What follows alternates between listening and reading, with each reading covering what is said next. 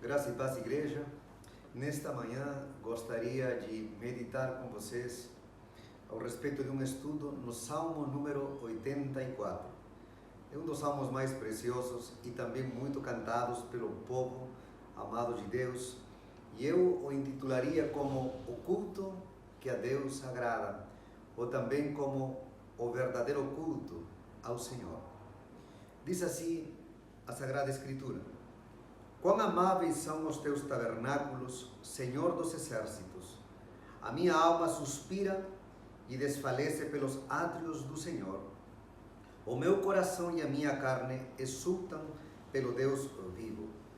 O pardal encontrou casa e a andorinha ninho para si, onde acolhe aos seus filhotes. Eu os teus altares, Senhor dos exércitos, Rei meu e Deus meu. Bem-aventurados os que habitam em tua casa, louvam-te perpetuamente. Bem-aventurado o homem cuja força está em ti, em cujo coração se encontram os caminhos aplanados, o qual, passando pelo vale árido, faz dele um manancial de bênçãos e cobre a primeira chuva. Vão indo de força em força, cada um deles aparece diante de Deus em Sião. Senhor, Deus dos exércitos, escuta minha oração. Presta ouvidos, ó Deus de Jacó. Olha, ó Deus, escudo nosso, e contempla o rosto do teu ungido, pois um dia nos teus átrios vale mais que 1000. Prefiro estar à porta da casa do meu Deus e a permanecer nas tendas da perversidade. Porque o Senhor Deus é sol e escudo, o Senhor da graça e glória. Nenhum bem sonega aos que andam retamente. O Senhor dos exércitos, ó Senhor dos exércitos, feliz o homem que em ti confia. Os salmos têm muitas subdivisões. Há alguns salmos conhecidos como, por exemplo, os salmos do rei, também conhecidos como os salmos da entronização, que celebram, ou eram cantados ou eram lidos cada vez que um rei, ao exemplo de Davi, assumia seu lugar como chefe político e espiritual de Israel. E este conjunto de salmos que estão ao redor do Salmo 84 são conhecidos como os salmos da peregrinação.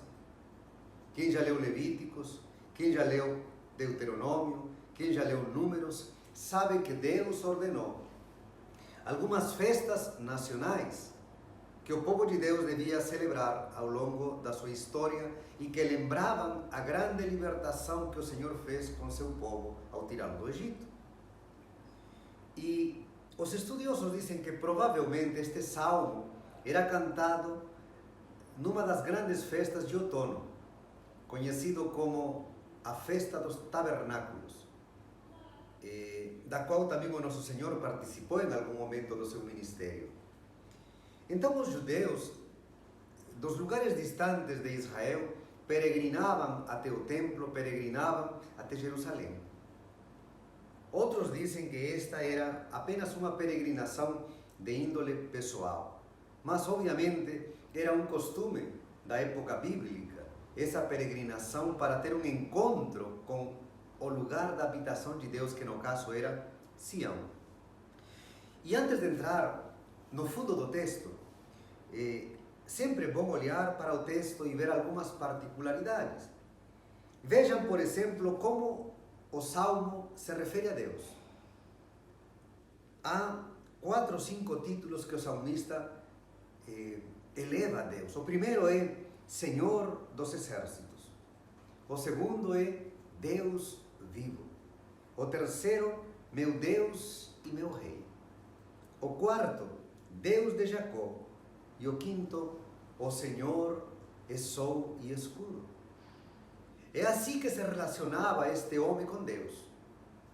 É assim que o contemplava, era assim que o vivenciava na sua caminhada nesta terra. E um dos títulos mais íntimos é aquele que diz Rei meu e Deus meu. Sob essa perspectiva de Deus, é que ele agora vai contar sua história de peregrino. Queridos, fazendo uma pausa aqui, diríamos assim, uma leitura para o nosso tempo. Todo cristão é um peregrino. Todos nós sabemos que aquilo que vivenciamos nesta terra é apenas algo temporal. E diríamos de alguma forma que este salmo é um salmo de todo cristão. Um dos clássicos da literatura cristã chama-se O Peregrino. Recomendo para vocês lerem e comprarem também para seus filhos aquela versão ilustrada, aquela versão para crianças e também para adolescentes. Um livro fantástico, tremendo livro. Poderia também ser, por exemplo, um curso para adolescentes na escola dominical, porque é extremamente ilustrativo ao respeito dessa natureza do cristão. Somos peregrinos. Por isso Pedro dizia no capítulo 1 que vivamos em santidade todo o tempo da nossa peregrinação. Muito bem. Se vocês olham atentamente já, com um pouquinho mais de detalhe a este texto, vocês vão notar que há 3 peregrinações deste homem. 3 peregrinações. A primeira peregrinação é a peregrinação física. A segunda peregrinação é a peregrinação espiritual. E a terceira peregrinação é a peregrinação ética. E ao redor destas 3 formas de peregrinação, queridos irmãos, se constrói o verdadeiro e o autêntico culto a Deus.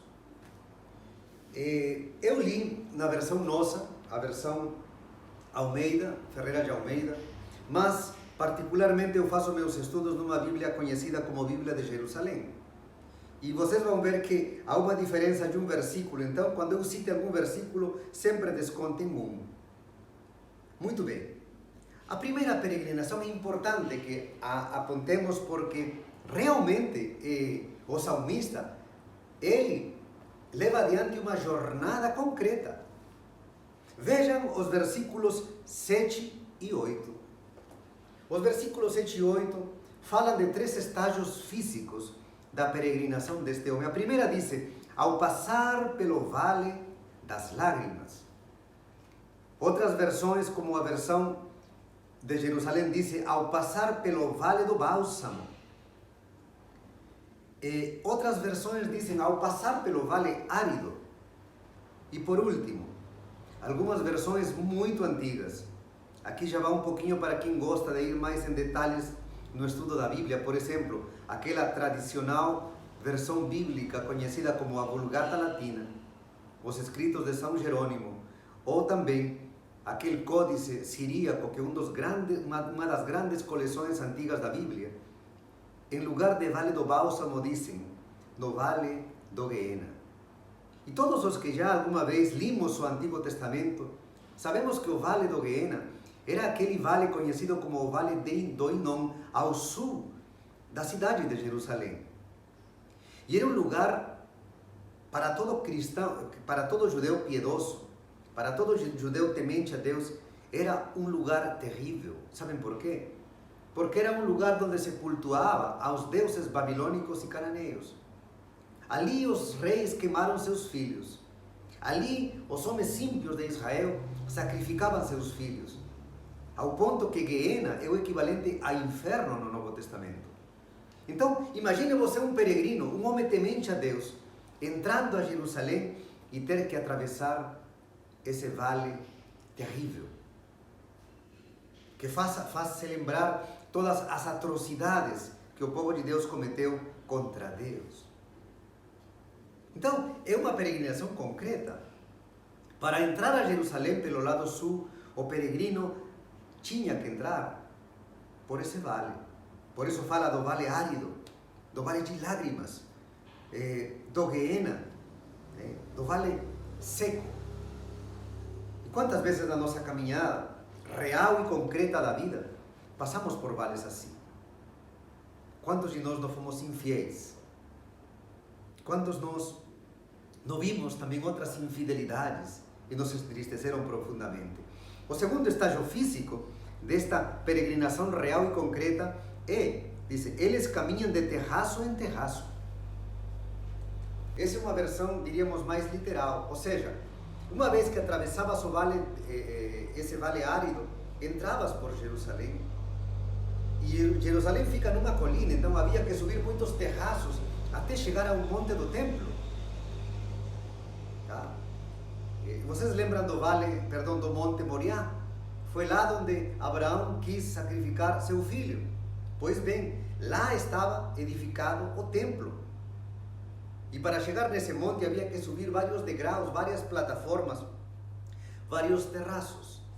E por último ele disse: e verão a Deus em Sião, porque depois de passar por aquele vale, depois de subir aqueles terraços, você finalmente tinha a visão do templo de Deus, no Monte Moriá, em Jerusalém.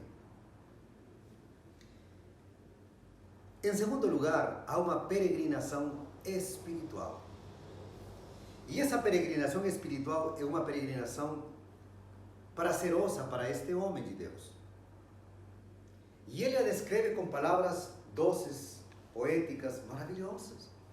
Ele olha para o passarinho lá no canto do templo e diz: esse passarinho é feliz, ele mora nos átrios do Senhor. Ele olha para a andorinha e ele diz: essa andorinha é feliz. E há um prazer, um êxtase espiritual que ele o descreve com estas palavras. Por exemplo, ele diz: minha alma desfalece e suspira. Há um componente emotivo na espiritualidade deste homem que é profunda. É profunda. As palavras com que descreve essa experiência é tremenda. E veja, hoje as pessoas costumam dizer: olha, arrepiei. É a palavra que o povo usa hoje. Então, mas este homem está extasiado por essa experiência. E de alguma forma ele tem uma inveja santa, entre aspas, porque quando ele, por exemplo, fala no versículo 5, felizes os que habitam em tua casa, eles chiloam sem cessar. E obviamente o autor se referia aos levitas, aqueles que tinham o privilégio de estar todos os dias na casa e de alguma forma ele anelava, né, essa felicidade que estes homens tinham. Veja só, então há uma peregrinação física e concreta. Realmente o homem sai da sua terra e vai até Jerusalém. Em segundo lugar, há uma peregrinação espiritual, que é prazerosa, que é gostosa, que é de alguma forma poética também. Mas vejam que há uma terceira peregrinação, queridos. É a peregrinação ética. Porque quando você olha para o penúltimo versículo deste salmo, Salmo 12, está escrito: porque o Senhor é sol e escudo. Deus concede graça e glória. O Senhor não recusa nenhum bem aos que andam em integridade, aos que caminham em integridade. Feliz o homem que em ti confia, conclui o Salmo. Então vejam, meus queridos irmãos, agora está falando o salmista já não de uma peregrinação física, também já não está falando de uma peregrinação espiritual. Agora está falando de uma peregrinação ética e de um compromisso real com tudo aquilo que envolve a fé em Deus. Então ele diz finalmente que o Senhor concede graça e glória aos que andam, aos que caminham em seus mandamentos e em integridade. Queria agora, de alguma forma, mais uma vez, fazer uma leitura a partir dos profetas e da caminhada cristã. Os profetas, eles apontavam o dedo a um tipo de espiritualidade que havia tomado conta do povo de Deus. Era aquela espiritualidade conhecida como ritual, aquela espiritualidade física, aquela espiritualidade exterior que, à luz deste salmo, eu diria, trata-se da peregrinação física. Quando vocês leem Isaías, capítulo 1, há uma das palavras mais fortes lançadas contra o povo eleito.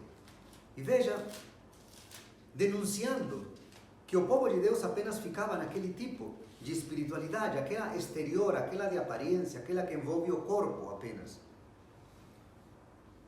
Escutem palavra do Senhor, dizia Isaías, no capítulo 1, versículo 10. Chefes de Sodoma e povo de Gomorra,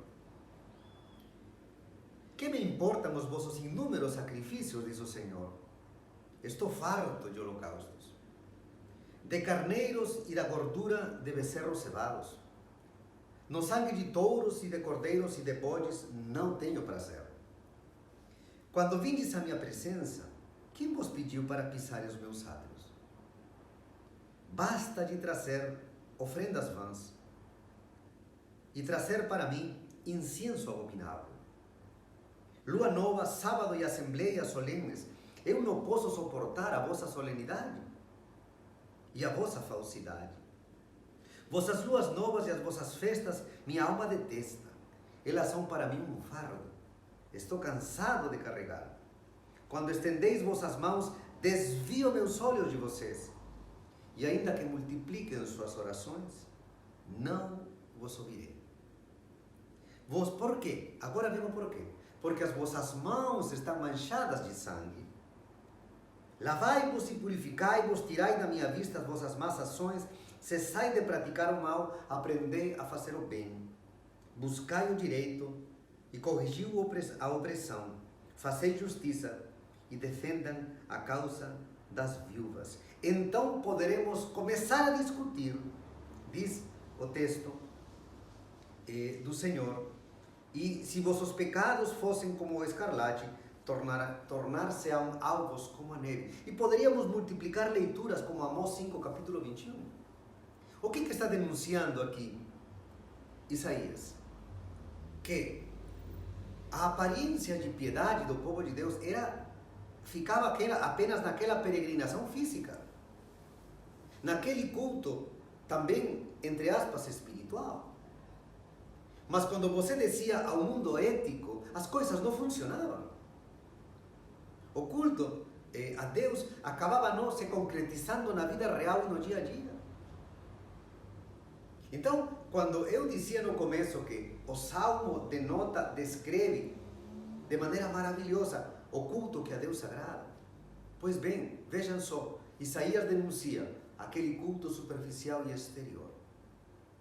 Trazendo para os nossos dias, aquele culto exterior seria para nós ir a um templo, fazer orações, fazer jejuns, dar o nosso dízimo, dar as nossas ofertas, participar dos eventos da igreja. E veja que isso não é errado e também não é pecaminoso. É louvável. É, além do mais, pedido e exigido por Deus. Mas quando o culto fica apenas nesse lado exterior, torna-se algo abominável para Deus. Cristo, tomando as palavras dos profetas, dizia: este povo me honra de lábios, mas seu coração está longe de mim. Há um segundo estágio desse culto descrito no Salmo 84, que é aquele culto espiritual. Queridos, e é o lado da experiência. Sim, e há experiências que elas são tremendas na nossa vida. Há um salmo que diz, né, quem já pisou no Santo dos Santos, em outro lugar não sabe viver. E muitas vezes essa experiência, de alguma forma, espiritual, ela é prazerosa. Eu lembro que uma vez na minha igreja nós fizemos um culto, uma campanha para durar 3 dias, e acabou sendo uma campanha que durou 15 dias ininterruptos. E eu lembro que nós dizíamos, bom, era 9h30 da noite, vocês podem ir para casa, e o povo ficava até as 2, 3 da manhã, porque foi um tempo de despertamento tremendo, lá nos anos 90, eu lembro. Lembro como se fosse hoje, era gostoso e prazeroso estar num lugar onde a presença de Deus se manifestava. Mas veja que apesar disso ser algo muito bom e agradável para as nossas sensações, segundo o salmista, ainda não faz parte da completude do culto que a Deus agrada. Não basta aquela doce experiência pessoal. Esse seria um estágio um pouquinho mais profundo do culto. Por exemplo, como que descreveria hoje esse estágio mais profundo do culto? Quando você está cantando e você está chorando de emoção. Quando você escuta uma palavra e você se expressa com alegria, porque isso tocou teu coração. Quando você, de repente, em um momento de quebrantamento, se ajoelha diante de Deus e sente aquilo que Jacó sentiu, certamente Deus está neste lugar, e eu não sabia. E você acha que Judas não sentia coisas tremendas cada vez que via um doente se levantar e um endemoniado ser liberto? E tudo isso é bom, é maravilhoso, faz parte da vida cristã e faz parte da experiência com Deus. Mas veja, o culto a Deus apenas se torna completo quando o terceiro estágio da peregrinação acontece, que é o estágio ético. É o estágio do compromisso. É o estágio do pacto real e concreto na vida diária com Deus. É quando você desce para os espaços da vida, como por exemplo a vida familiar, a vida da sexualidade, a vida dos negócios, a vida do trato com o dinheiro, a vida do contato com os amigos, a vida do contato com todos os aspectos práticos da existência. E vejam que este homem vai e peregrina para Jerusalém, mas ele volta com um compromisso. E tenta chamar aos outros a esse compromisso, porque ele diz que o Senhor vai conceder graça àqueles que andam em integridade, àqueles que andam em seus caminhos. Queridos, esta é a peregrinação da qual a gente mais carece. Vocês lembram quando Isaías fala sobre o jejum que a Deus agrada? E ele disse, bom, o jejum que me agrada é romper os jugos de escravidão, os jugos de pecado. É dar de comer à viúva, ao órfão. É acolher em tua casa aquele que não tem onde morar. Então, o estágio ético tem que acontecer no nosso culto a Deus. Porque se o nosso culto fica apenas em aqueles aspectos exteriores, ou naqueles aspectos intimistas, emotivos, e de alguma forma, diríamos, ligados às sensações, nosso culto não está completo, queridos. Não está completo. O culto apenas se completa e torna-se algo que a Deus agrada e se eleva como um incenso agradável quando isso desce para os espaços da nossa vida diária. E por isso que eu amo este salmo, porque ele é a figura do culto que a Deus agrada.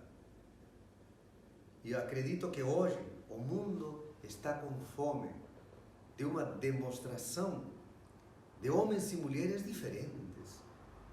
Hoje estamos naquele estágio que Paulo falava a Timóteo. Lembram vocês da segunda carta a Timóteo? Tá? O mundo está num estágio de incredulidade em relação ao ser humano. Todos desconfiamos de alguma forma do ser humano. E veja que Paulo descreve a uma geração que tem as seguintes características. Então, esse compromisso ético, que diríamos assim, é o lugar onde deve se tornar concreto o nosso culto a Deus, é extremamente relevante nestes tempos em que vivemos. Porque veja o que Paulo falava a Timóteo, quando dizia que nos últimos dias sobrevirão momentos difíceis. Os homens serão egoístas, amantes de si mesmos, gananciosos, avarentos, jactanciosos, soberbos, blasfemos, rebeldes com os pais, ingratos, iníquos, sem afeto, implacáveis, mentirosos, incontinentes, cruéis, amigos do bem, traidores, atrevidos, enfatuados, mais amigos dos prazeres do que amigos de Deus.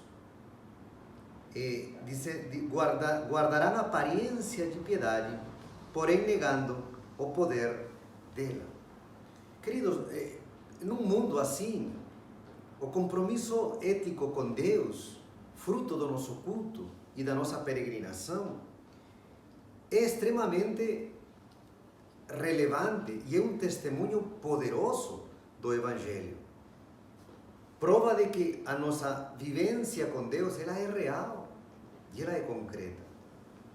Por outro lado, quando você lê, por exemplo, Jeremias capítulo 7, quando Jeremias se para na porta do átrio, ele traz esta palavra terrível para o povo de Deus quando diz assim: eis que vos confiais, Jeremias capítulo 7, versículo 8. Eis que vos confiais em palavras mentirosas, que não podem ajudar. Não é assim? Vocês roubam, vocês matam, cometem adultério, juram falsamente, queimam incienso a Baal, correm atrás de deuses estranhos que não conheceis. E depois vocês vêm e se apresentam diante de mim neste templo, onde meu nome é invocado e dizem: estamos salvos, para logo depois continuar cometendo estas abominações. Este templo onde meu nome é invocado será porventura um covil de ladrões aos vossos olhos? Mais uma vez Jeremias, queridos, tentando amarrar as coisas no mesmo espírito do Salmo 84. O culto externo, o culto material, a nossa peregrinação material, tem que estar abraçada a nossa experiência espiritual, a nossa peregrinação espiritual. Porém, ela tem que confluir, como já falamos desde o início, num compromisso, numa peregrinação diária, em cada aspecto da nossa vida, de integridade. Um compromisso ético. E termino dizendo o seguinte: a experiência de união com Deus tem que desembocar em uma conduta, em um compromisso de transformação. Você vem à casa de Deus como o peregrino do Salmo 84, mas quando você retorna para suas tendas e para seus átrios, tem que levar com você esse compromisso real de vida.